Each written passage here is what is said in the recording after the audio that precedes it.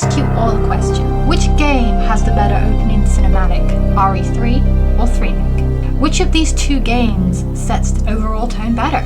In this video, I will be comparing the opening cinematics of Resident Evil 3 Nemesis 1999 and its 2020 remake of the same name, though it doesn't have Nemesis in the title. We'll give my 2 cents on how both set the tone of the game and as well suspense as well. We'll also make a video comparing the opening sequence of both RE3 and 3 Remake as well in a later video.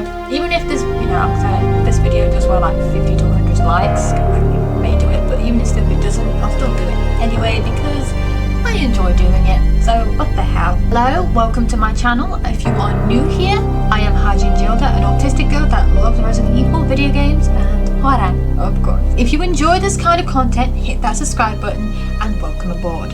And now let's see the opening cinematic of Resident Evil 3 Nemesis. It all began as an ordinary day in September. An ordinary day in Raccoon City. A city controlled by Umbrella. No one dared to oppose them, and that lack of strength would ultimately lead to their destruction. I suppose they had to suffer the consequences of their actions, but there would be no forgiveness. If only they had had the courage to fight. It's true that once the wheels of justice begin to turn, nothing can stop them. Nothing. It was Raccoon City's last chance, and my last chance. My last escape.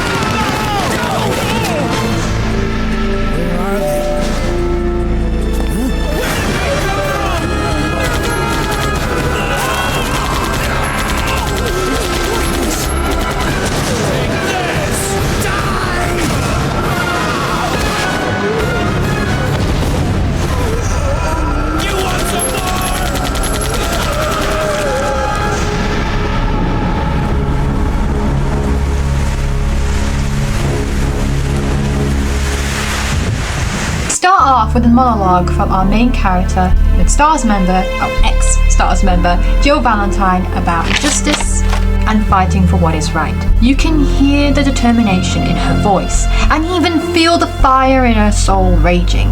The music fits perfectly here, and you can even feel how she feels. You can even feel how she feels here of not being believed by townspeople or her comrades at the RPD. Her trauma of what happened at the Spencer mansion as well. And people just not fighting back against Umbrella. Not fighting for what is right, because they completely and utterly wouldn't speak out against Umbrella when they were questioned, as was stated in Chris's diary in RE2. And this is basically noted when she says in the opening, I suppose they had to suffer the consequences of their action. You can feel how deeply saddened she is, yet disappointed, because deep down she knows it's the truth about everything here. This opening prologue does a great job of showing us how the mansion incident affected Jill without getting into too much detail and wasting your time with a 15-minute sequence that never is going to be built upon or expanded upon. I'm getting ahead of myself here, guys. But this opening sequence is truly a masterful way to start up the game. The music does everything well, upsetting the tone up, and we can see how Jill feels, and let's just say this is just masterfully done. And Jill's voice actor does a wonderful job as well with this opening prologue. I will go into more of Jill's backstory in RE3 for stating I'm going to call the original Resident Evil 3 RE3 and its remake 3Make, just to make things more simple so we don't get confused here. And now let's move on to the opening cinematic itself. This takes place on September 27th, 1998, a day before the game begins. At this point, the barricades have been put up around the city by the US Army to prevent the spreading of the outbreak, because people don't want to get turned into zombies. I don't think anyone wants that kind of fate. In this intro, you can see the RPD has been sent in to contain the outbreak. Huge crowds of zombies is literally getting so uncontrollable now, and of course, civilians as well are at risk. And you can also see the UBCS sent in to help save survivors. And soon you see the zombies rise from the dead, and the civilians are terrified for their lives. You can see them screaming, some of them even saying, what are they? Which is a completely reasonable thing to say if you saw a zombie in real life. Maybe you'd probably see one from media and movies and stuff, but you'd be probably even saying that out of shock. I completely would be. And you can see the number of zombies increase so rapidly that seriously, no one can literally stand a chance. So then the RPD and the UBCS are called in. And they're coming to arrive to help, and for this very few short while, the viewer, the player, we feel safe for a while. We feel reassured that the RPD, the UBCS are ready here, they're ready to kick some ass, they're ready to contain the situation, they're ready to save everyone, basically. But that is for a very short time, sadly, because as soon as they start firing their guns, you see that they don't aim for the head. Not even the UBCS members do, even though it's not really clearly stated. We can't really see much of what they're aiming at, but I bet they're not aiming for the head either. They're aiming for the torso, which is good, but that's probably good enough, but it won't help in a zombie outbreak. And that is what they've been taught to do. That's what they've been trained to do. They've always been trained to go for the torso, not the head, because they've never dealt with zombies before, and this is completely reasonable why this happened. And do bear in mind, the RPD and the UBCS have no experience fighting zombies or VOWs like Jill and the other surviving STARS members, and coddled with their experience of not aiming for the head. And of course they got a corrupt police chief as well that is hiding ammo and basically making their chances of survival slim. He's killing the officers due to his sadistic pleasure. You can clearly see here they were bound to fail, and their fate was already sealed in this scene. And it's sad to know that, but you can just feel it here. Now I am going to point out something here. In RE2's intro, Leon, even though he's a rookie cop, when he bumps into Claire and says, "Get down," he headshots the zombie. And before that, Leon was literally shooting them in the chest and the torso area. He wasn't going for the head. It would make sense because I don't think he has been trained yet. It's his first day on the job and everything. And I think he would have got to the point by then, maybe if I go for the head, it may go down quickly. That's my guess. But this intro shows us, the player, the horror of what is going on in Raccoon City. Kind of like a behind the scenes kind of like thing. And it's absolutely terrifying. You can see the desperation to survive and the horror on everybody's faces, the fear in people's voices. And one thing we can also see that this intro does very well is, in terms of presentation, is death. It shows us death. Life and death. It makes us see and think that we question our own mortality. It makes us see that we as human beings are expendable and we can die at any minute. Any second of any day, we could die at anything. And that is the thing that what this intro captivates so well. One other thing this intro does very well is how it makes the zombies look unstoppable. Here you can see a UBCS soldier throwing a grenade at a horde of zombies while telling them in a frustrating yet fearful voice to die. And not long after he throws that grenade and they all explode and they're flying through the air, they get back up again. That's just terrifying. Not even a grenade can stop these things. And it's literally like your worst nightmare coming true. You're giving all you can against these horde of zombies, and all you can to protect this city, to protect the survivors, and these things just won't go down. And it's just so frustrating. It's a really frustrating thing to see that. But another thing this thing is telling us is it also intertwines with the gameplay, because in the gameplay the zombies are more stronger, they're more faster, they can climb stairs, and and they can 180. And to add this, which also in terms with the gameplay is a very good deal, showing them how powerful and unstoppable they are in the intro also connects to how they are in the gameplay. Even though, yes, they do go down, true, but they are still stronger, they are faster, they can run at you like you're literally carrying something that they want. Like, they look at you like you're a chicken drumstick, or probably you've got some crack on you or something and they want that. They just run for it. And that's when the dodging mechanic comes into place. It also does a good way of doing that. Because in RE2, the zombies were just slow, but they also added a stun system where zombies could be pushed back, giving you room. So if they get way too close and you feel like you're going to get bit, that, you know, one shot can push them back, giving you space so you can maneuver around them or give them a shot. But they were still slow, normal zombies. But in RE3, the zombies are way much more different. Overall, this intro sets the tone of the game really perfectly. And it tells us, the player, what is to come when we start the game. And that we, aka Jill, is next in line to face the horrors. Let's see how the 2020 remake, aka 3Make, handled this.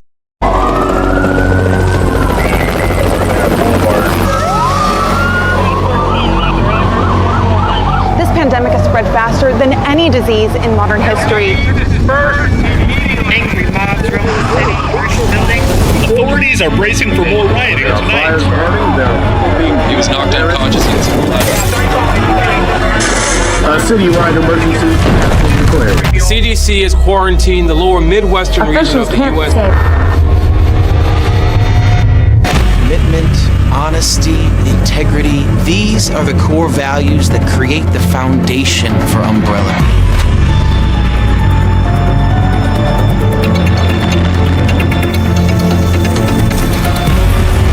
It's this foundation that will continue to build a brighter future for all of us.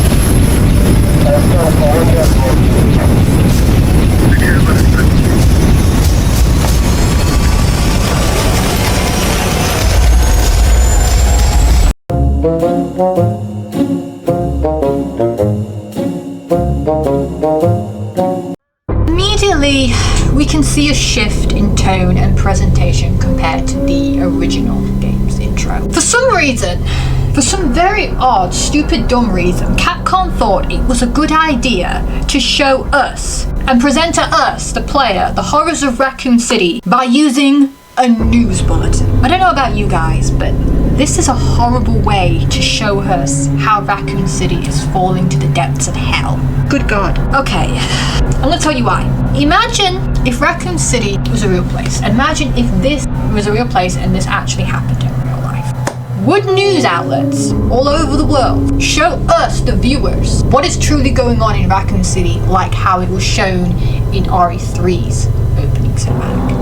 You know, the horde of zombies, the RPD being sent in to stop them, the UBCS being also called in to help, but also find and help survivors, and being completely obliterated due to their inexperiences. And not forgetting, I forgot to say this in the original, I forgot to say this earlier, the UBCS, what's sad is that the UBCS weren't just called in for help survivors, they were literally puppets of Umbrella. They were scapegoats for Umbrella, to make Umbrella look like the good guy, like, hey, we're not bad people, we didn't cause this outbreak, we are helping. But no, they were literally like the STARS team members were. They were actually sent in. Umbrella could contain combat data on, you know, the Hunter Betas, the Hunter Gammas, who were just newly made, especially the Hunter Gamma. They wanted to test them and see how well they worked on the battlefield, because they were new, and they knew how the Hunter Alphas were. They were perfect, but these were new models. So what's better the test subject than our scapegoats, the UBCS? But either way, would they really show that on a news outlet? Would they risk the lives of their reporters Hell to the effing no. Also, they wouldn't even show this kind of footage. They wouldn't even think of showing this footage anyway, because it would give everybody nightmares. Not just children, but grown adults. And it would just scar them for the rest of their lives. And not only that, it's completely sensitive material. And this is why this is not a good way to show the horrors of Raccoon City, because who wants to see that in a news bulletin? Exactly. And not only that, from what I'm getting from this news bulletin overall, is I'm not seeing anything here. I'm not seeing a zombie, a horde of zombies. I'm not seeing any BOWs. I'm not seeing any people in fear and scared for their lives, shouting, "What the hell are these things?" You don't see the RPD fighting for their lives, the UBCS fighting for their lives. From what I see, it doesn't look like there's a zombie outbreak going on at all in this intro. I mean, what do we see? A burning building and a female reporter standing in front of it. I mean, that could be any city in the friggin' world.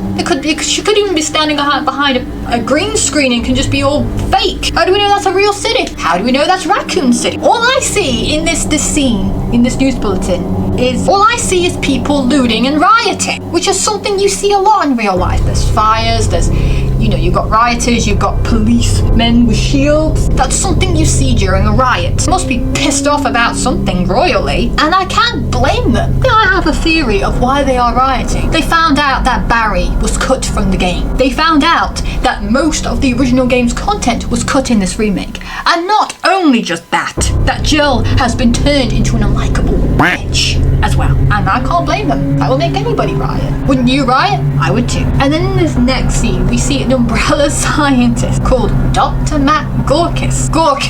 I think he should put a cork in it, since his lies are enough to contaminate the entire fucking world. No lie. This whole thing looks like Capcom downloaded ChatGPT. I made this using it. I'm not joking at all, but this is the best thing I can to describe it. That's what it looks like. Clearly, this is not a cash grab. And the most biggest red flag of this entire opening cinematic of this so-called remake is showing the Nemesis being created. Why? Why show this? Oh yes, I forgot. Nemesis' name is not even in the title of the game anymore, even though he's on the front cover, but he's no longer there on the title. Just says Resident Evil 3. Seriously, the whole thing could have been presented in a file or something like that. Whole thing could have been presented in a much different way completely, but it had to be shown in a cutscene, in the opening. Subtlety, my butt. All this does is take away Nemesis's mystique and ambiguity. In the original game, we had no idea who Nemesis was at all. I mean, when you pick up the game and you see him on the front cover, you think, who the hell is that on the front cover? I mean, you see him on the title screen and you're thinking, what the fuck is this thing? We, the player, have no idea what this thing is. We probably think that he's the main baddie of the game, but we don't technically know who or what Nemesis is, in a way, at this point before we even start the game. And that's what gives Nemesis its ambiguity, and it also builds up to his introduction in the actual game. And the other thing we know is that his name's on the title, but when you first buy the game back in 1999, you wouldn't think this thing was called Nemesis. You would just think it would be, probably think, oh, it's just a catchy title. You would think at the time. But in 3 Remake, they ruined it by showing us this. This is just foreshadowing of what is to come a little bit later on in this remake. Overall, this intro is just incredibly boring, to say the least. It could put a whole town to sleep. Unlike RE3's intro cinematic, that was intense, action-filled, and showed us what Raccoon City has become. A city without hope. A city on the verge of collapsing. And I'm just going to add this as a side point. Not including Jill's monologue is a complete and utter missed opportunity and is a crime in itself. Everything in this game is a missed opportunity. Adding Jill's monologue in this game could have given her more personality. They could have built up upon it, and instead of showing us, well, whatever they were going to show us in this remake, they could have done that alone in this intro. They could have told us more. They could have done things like, for example, taking her diary that you could unlock in the remake by if you've got all files in order, and just using what they could from her diary to put into that monologue, but reword it. That's just an example that they could have done. Why not just let us fans do all the work for them, eh? Mods are a clear example of that. There is nothing at all in this intro. There's no action, there's no suspense. suspense. There's no RPD officers fighting to contain the hordes of zombies, falling to their deaths, being overpowered. There's no Jill talking about justice and a willingness to fight and thrive. Nothing. It's utterly and completely soulless. It hasn't got a soul. And people say that gaming development has gotten more, better because of the technology. And you would think that with games having better technology, we would get better games games that are literally quality products. But all it has proven for many years now is that good technology doesn't equal a good product, because games take longer now. Some games take like 10 plus years to make. Game developers don't even know the concept of budgeting, and they end up making games that are way beyond any budget, but also taking things out of the game that should have been on the disc and reselling you them as a season pass. Like what they did in 2 May. They sold us the original soundtrack from the original game as DLC.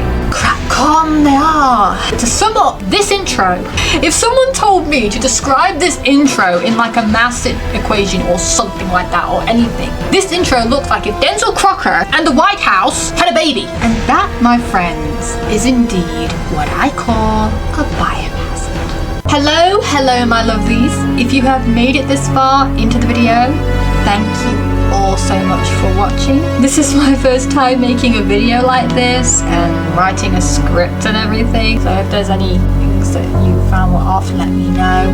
And I hope you all enjoyed it. Leave any feedback in the comments. Feel free to share this video. Let's get the word out there if you want. Stay happy, stay safe, stay well guys, and I shall catch you all, my lovelies, in the next video.